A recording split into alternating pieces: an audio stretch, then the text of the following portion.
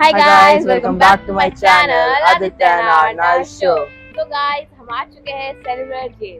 जिसका alternate name है काला पानी। You can see this. Guys तो ये जेल को सिर्फ एक ही फ्रीडम फाइटर ने एस्केप किया था। उनका नाम वीर सावरकर है। उनके सेलुलर जेल के जस्ट फ्रंट ऑफ इट उनका पार्क, उनके नाम पर पार्क भी बना हुआ है। So let's go inside. Guys का लोकेशन है Atlanta point, port Blair, Andaman and Nicobar island.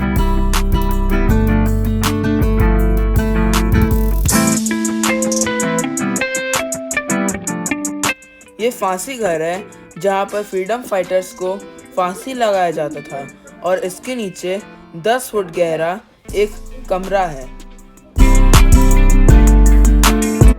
This jail has total 696 cell and इस जगह का नाम काला पानी इसीलिए पड़ा है, ये दो शब्द से मिलकर बना है काल और पानी। काल का मतलब मृत्यु और पानी जिस जगह में ये है चारों ओर पानी ही पानी है कि प्रिजनर लोग कभी भी इस जगह से एस्केप नहीं कर सकते हैं।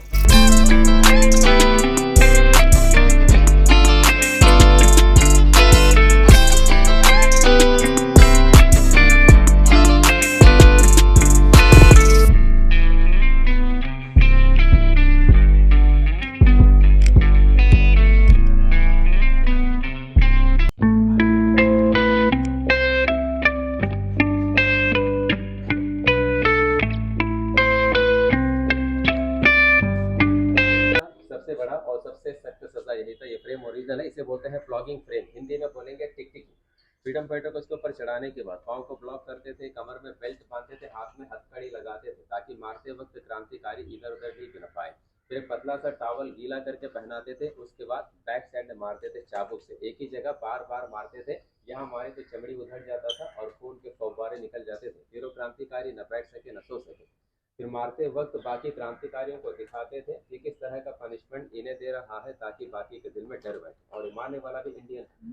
सेलुलर जेल में पॉलिटिकल फ्रीडम फाइटर्स भी आते थे, नॉर्मल क्रिमिनल भी आते थे, चोर, डाकू और लुटेरे। अब उनमें से जो हट्टा मुस्टंडा होता था, जो दिमाग से कम होता था, अत्याचारी ज्यादा, उनको अंग्रेज काम पे रखते थे। किसी को बना देंगे पेटी ऑफिसर, किसी को वार्डर बना देंगे, किसी को जमादार। अब इनका क्या फायदा, खाना बढ़िया मिलेगा, मार खाने का जरूरत नहीं और हार्ड वर्क करने का भी जरूरत। और 7 बिल्डिंग्स में टोटल कमरे थे 693, 693 कोठरियाँ और सब एक जैसे कमरे थे।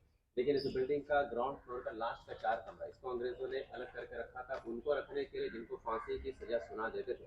उस कमरे को बोलते हैं तिरस्कृत कोठरी, कंडेम्ड सेल। और फांसी पाने वाले कैदी को तब तो वहां पे ठहराते थे जब तक गवर्नर जनरल का आदेश नहीं होता था फांसी, मतलब डेट फिक्स होने का रहेगा वही। और जिस दिन फांसी का डेट फिक्स हो गया, पीछे देखिए व्हाइट कलर का छोटा सा प्लेटफॉर्म। बेटा मेरा रिकॉर्डिंग नहीं करना बेटा। हाँ ये रहा।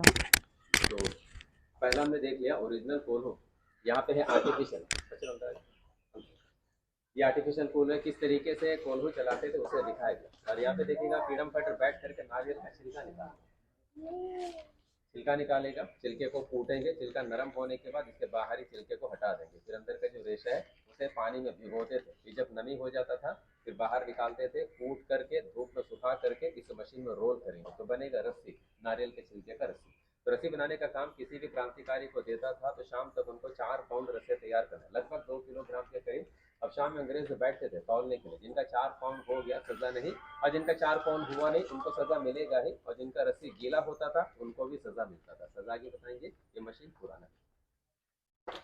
अब पानी ये दो शब्द से मिलकर के बना है। काल जो है संस्कृत शब्द है जिसका मतलब होता है समय, टाइम, मृत्यु। कोई कैदी अंडमान आ गया तो समझ लीजिएगा काल के मुंह में चला गया।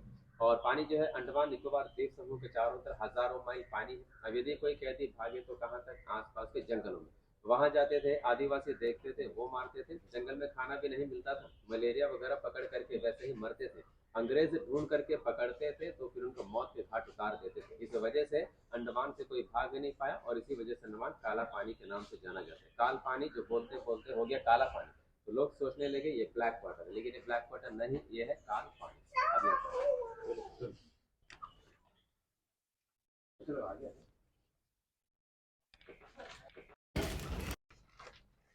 इसमें कुछ भी ओरिजिनल नहीं है, सभी कुछ मॉडल ही है। जो फ्रीडम फाइटर पहला बार अपना काम पूरा नहीं कर पाते थे, इनको एक हफ्ते के लिए कोठरी के बाहर दीवार में एक लोहे का रिंग होगा, उसमें हथकड़ी में रखें, उसे बोलते हैं खड़ी हथकड़ी। एक दिन में 8 घंटा हथकड़ी में रखेंगे उसके बाद अगला पनिशमेंट भी है, 2 दिन के लिए बोरे का बना वो ड्रेस भी पहनाते थे। अब ये पहनने से क्या होगा, गर्मी ज्यादा लगेगा, शरीर खुजलाता रहेगा। क्रांतिकारियों का यूनिफॉर्म, ये कुर्ता, एक हाफ पैंट, गले में होगा लोहे का रिंग, लोहे का प्लेट, उनका आइडेंटिटी लिखा होता था, कितने साल से कितने साल का सजा दी है, जेल का नंबर और कोर्ट से एक्ट कौन सा लगा। जब तक वो जेल में रहेंगे ये उनके गले में लगा रहेगा। और 3 तरह के पनिशमेंट फिटर। पहला है चेन फिटर। चेन फिटर जिन क्रांतिकारी को पहनाते थे सजा के लिए 1 साल। इसमें ज्यादा दिक्कत नहीं, कमर में चेन है, पाँव में भी चेन है, लेकिन हाथ फ्री है, चल फिर सकता है, चलते वक्त वजन भी रहेगा पाँव में। बार फिटर 6 मंथ, चलते वक्त बार पकड़ करके चलो, काम करते वक्त छोड़ दो, फिर जब चलो बार पकड़ करके ही चलो, नहीं पकड़ेगा बार तो चल ही नहीं पाएगा। और क्रॉस बार फिटर, जिसको डंडा बेड़ी भी बोलते हैं, ये 10 दिन के लिए, दिक्कत उसी में ज्यादा ही है, पाँव के सेंटर में रॉड है तो पाँव दूरी नहीं रहेगा, ऐसे ऐसे चलो। जब से चल नहीं पाते थे, बैठ नहीं पाते थे, तो हर क्रांतिकारी के पाँव में हो जाता था, क्योंकि चलते वक्त रॉड। फ्री सर्विस है। वर्ल्ड वॉर के समय काफ़ी सारे जो बिल्डिंग्स थे वो डिस्ट्रॉय हो गए थे एंड उसकी जगह में गवर्नमेंट हॉस्पिटल्स खुले हैं। फैमिली मेंबर्स वहीं पर रहते थे, बहुत सारे बिल्डिंग्स बनाए थे, अब मैक्सिमम बिल्डिंग्स टूट गया। आज आप लोग जाएंगे वहाँ घूमने, टूटा हुआ बिल्डिंग भी है, कुछ बिल्डिंग को मेंटेन करके रखा है, फिर वहाँ पे हिरन भी है, मोर भी है, वो भी देखने को मिलेगा। बहुत दूर में तो आइलैंड अभी नजर नहीं आ रहा ठीक से, बहुत हल्का हल्का दिखेगा। एक आपका शहीद आइलैंड, दूसरा स्वराज है, पहले का नाम नील हैवलॉक। अगर मौसम साफ होगा दोनों आइलैंड ऐसे साफ नजर आएंगे। और सबसे लास्ट है नॉर्थ में, जहाँ पर एक लाइट हाउस दिख रहा है, यहाँ लोग जाते हैं पानी के नीचे मरीन लाइफ देखने के लिए, स्नॉर्कलिंग, स्कूबा डाइविंग, सी बाकी सब वहाँ पे है। और 20 रुपये का जो पुराना नोट है लाल कलर का, उसके पीछे जो फोटो है वो यही फोटो नॉर्थ। गाइस ये सरोवर जेल की 2 बिल्डिंग्स है एंड उस जगह पर रात में लाइट शो होता है and there we can see the Indian flag. The India first flag was hosted by Subhash Chandra Bose in 1943 in Port Blair, Andaman and Nicobar Island. The construction was started in 1896 and completed at 1906. The bricks were bought from the Burma.